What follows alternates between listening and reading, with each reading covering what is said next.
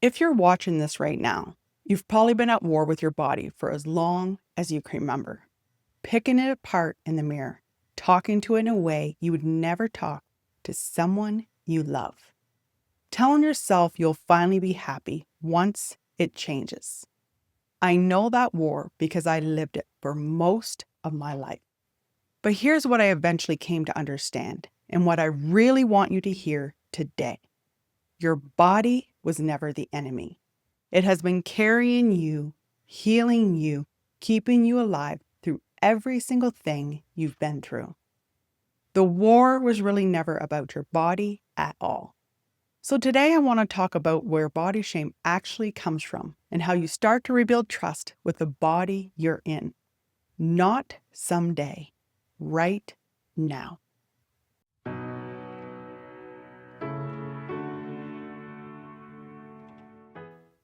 I want to take you back to where my body shame really began, because it started long before I understood what it was. Growing up, we never owned a scale. And if I had to guess why, it's because my mother battled with her weight her whole life. I was raised pretty naive, pretty sheltered from the world. But I learned early because of the way my father used to pick at my mother about her weight. And eventually he started doing it to me, even though I had always been slender. The first time I ever stepped on a scale, I was about 17. I saw a number somewhere around 170, and already somehow I knew that it was supposed to be a bad number. But the truth is, for me, tall, big-boned, curvy, built the way I'm built, it was a perfectly good number. I just didn't know it yet. That's when the scale started to have power over me. But the shame went back even further. Around 12 or 13, my body started developing, doing what a young girl's body naturally does. And I remember looking at myself and feeling so much shame. Part of it was that I didn't understand what was happening to me. My mother never talked to us about any of it, and we were not allowed to take sex ed. So I was confused and a little afraid. But I had already been taught that young to be ashamed of my own body. A lot of that came from the teachings about women in the organization I grew up in. And it came from my father. He would call me downstairs and have me turn in circles so he could check me from every angle and make sure my clothing wasn't too tight. I remember once I was wearing a baggy extra large t-shirt. It was just swimming on me, and he told me he didn't want me wearing anything smaller than that because I looked like a slut. That's a word a preacher like my father would never use, and I remember how ashamed it made me feel without even understanding why. Because the message underneath it was always the same. My body was bad. My curves were bad. Everything about becoming a woman was something to hide. He had 7 daughters, but for whatever reason, I was the one he honed in on. And there's another layer that comes with growing up in a house full of women. You can't help but compare yourselves to each other. My oldest sister was always tiny, around 115 pounds. She went to a different school, and after she left to catch a bus, I would sneak up into her closet and put on her clothes. And here's the thing, even at 170 pounds, I could still fit into them. Same clothes, 60 pounds apart, just built completely different. That's the truth about bodies. You can never really compare yours to anyone else's. Not the shape, not the number. But in a house full of girls, you're compared anyway. By your looks, by which sister or boy noticed. You grow up so aware of each other. And that's how it happens. You learn to hate what you see in the mirror because your body feels like too much. You start comparing yourself to everyone else in every photo. And eventually you start hiding because it feels like there's just too much of you to be seen. And by then you can't even see the real you anymore because you've already been programmed to look at your own body with disgust. I share more of this here and there on the channel and in my book, Uprooting Shame and Guilt, if you ever want the fuller picture. And your story with body shame may look very different than mine. Mine was anchored in weight and my curves.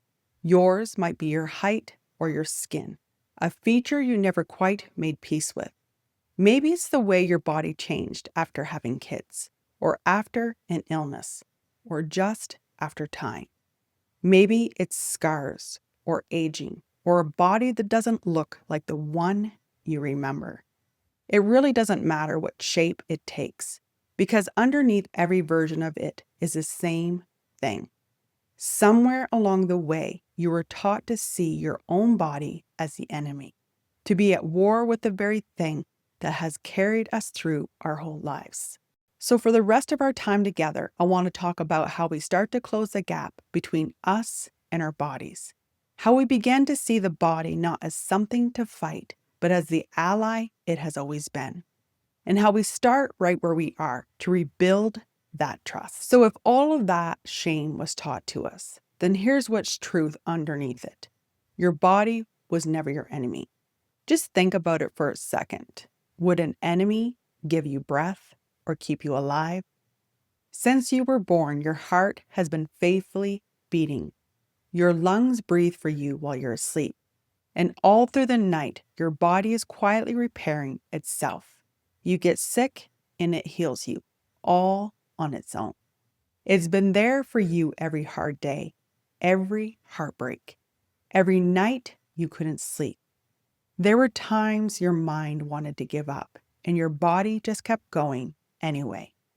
And what did we do with all that? We picked it apart. We starved it. We pushed it. We hid it away. We treated the one thing that has never left us like it was the problem.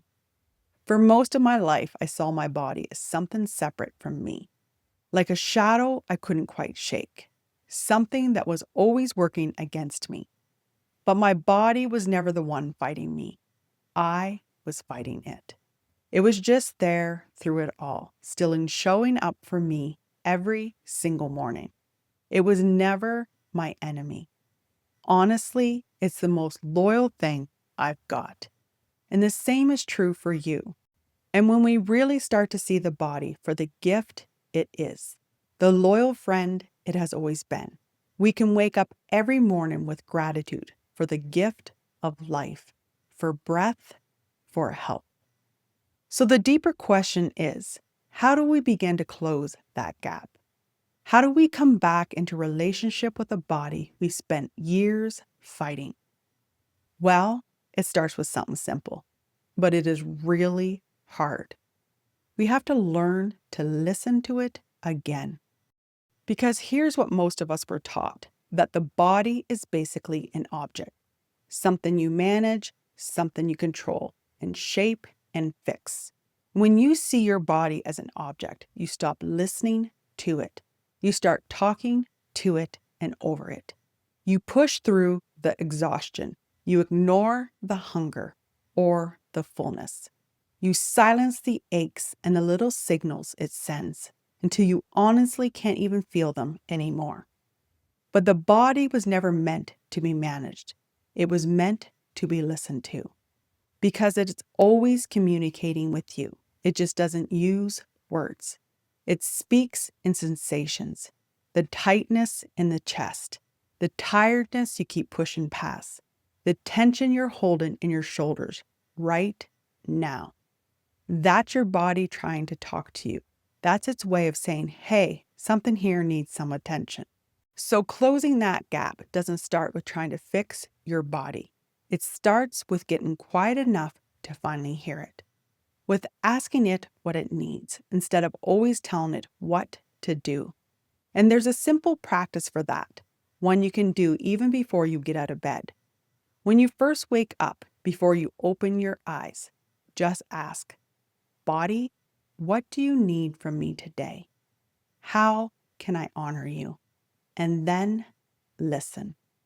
And once you start listening, that's when the real work begins, rebuilding the trust, because that's what's actually broken here. After years of being at war with your body, the trust between you and it is broken. And you rebuild it the same way you would rebuild trust with anyone you've hurt, not with one big gesture, but with consistency, with showing up again and again and proving that you're safe now. And I want to say something gently here because it matters. There is no shame you need to carry for how you've treated your body up until now. You were doing what you were taught. You were surviving the only way you knew how. Now that you understand differently, you get to choose something different. And here's the part I really want you to catch. You don't wait until your body looks the way you want before you start being kind to it. That's the old way. I'll love you once you've earned it. But you can't shame a body into healing. The care has to come first, right where you are, in the body you have today. Some of that care is small and daily, feeding yourself instead of punishing yourself, resting when you're tired instead of pushing through, talking to yourself the way you talk to someone you love. And some of it can go deeper into ritual. One I started years ago is so simple. I just wrap my arms around myself and hold my body and thank it for the gift of life. And then there's one that truly changed something in me. It comes from Marianne Williamson's book, A Course in Weight Loss, where she has you anoint your body with oil. And even though her book is about weight, I don't believe this ritual is for only someone who wants a slimmer body. It's for anyone who has struggled with how they see themselves, even anyone living with pain or illness. There's a real release in it and a deep honoring. It moves you. I do it in my own way. So here's what I suggest. Find a nice, natural scented oil, light a candle, and slowly, with reverence, rub that oil over every inch of your body, even your hair. And as you do it, speak to it. Say, I am sorry for how I have treated you. I hear you now, and I am willing to close the gap. And I'll be honest, when I first read it the way I was raised, I wasn't sure how I would feel. Anointing felt sacred to me, like something reserved for holiness. But then it hit me. That's exactly what our body is. It's sacred, the very temple our soul chose to live in. And what could be more deserving of being treated as holy than that? So I let myself try it. And afterward, I felt a lightness and a connection to my body I had never felt before. It moved me so much that I told my husband he should try it too. And he did. And it did the same for him. He has returned to it several times. Because this isn't just for women and it isn't just about weight. It's for anybody ready to make peace with the body they're in. And I will tell you what happens. Your body slowly starts to trust you again. The fighting quiets down. And one day you realize you're not at war anymore. There's a kindness that sets in, a partnership, as you finally feel at home in your body again. And that alignment is exactly what our bodies have been craving. And if something in this is stirring you to go deeper, to trace the shame all the way back to where it began, and to heal it at the root, that's the work of my Return to Self method. I'll leave it linked for you. And I want to leave you with this soul musing, one to return to every time the shame creeps back in. The soul chooses the body for each lifetime, and always with a purpose. The shape, the size, the color, the aches, the illnesses, even the identity you carry, none of it is by accident. It chooses this body so that you might learn to love every part of yourself. The judgment was part of the journey, but it was never the truth of you. It was by design, a way to surface the very parts of you the soul came here to heal and align.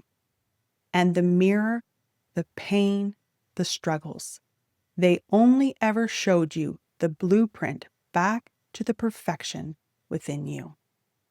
And as this conversation comes to a close, I want to leave you with a few things to carry with you.